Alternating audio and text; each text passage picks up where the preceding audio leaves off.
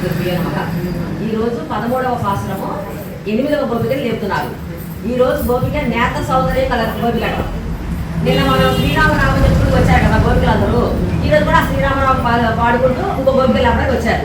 వస్తే వాళ్ళకి ఏమనిపించింది, మనం చేసేది కృష్ణుడు వ్రతం అయితే రాముడు నామం పాడుతున్నారేంటి, రాముడు గొప్ప కృష్ణుడు గొప్ప అనే సమస్య వచ్చింది వాళ్ళకి. కొంతమంది రాముడు గొప్ప అని చెప్పని, కొంతమంది కృష్ణుడు గొప్ప అని చెప్పని. రాముడు ఎందుకు గొప్ప అంటే రావణాసురుడిని 10 తరకాయలు కూడా ఢిల్లీ వేశాడు, అందుకే ఆయన గొప్పని వాళ్ళు. కృష్ణుడు ఎందుకు గొప్ప అంటే బకాసురుడిని రాక్షసుని చీల్చి వేశాడు కాబట్టి కృష్ణుడు గొప్ప అని వీళ్ళు అనుకుంటూ ఉంటారు.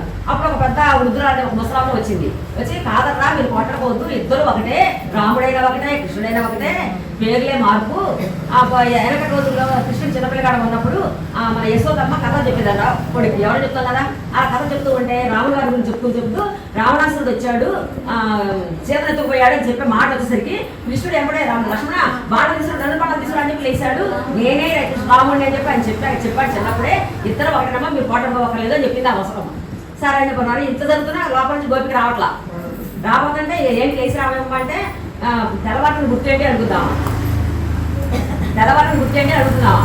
అయితే రాక్షసుడు అయినటువంటి శుక్రాచార్యుడు ఉదయించాడు, దేవతలు అయినటువంటి బృహస్పతి అస్తమించాడు, కాబట్టి నువ్వు తెల్లవారిని గుర్తు కావాలంటున్నావు లోపల నుంచి అంటే. అయితే పక్షులు తెల్లవారులో లేచి మేతకు బయలుదేరి కదా, అవి ఆకాశం మొత్తం వ్యాపించి గిచగిచ రావాలి చేస్తాను నేను అంటే చెప్పాను.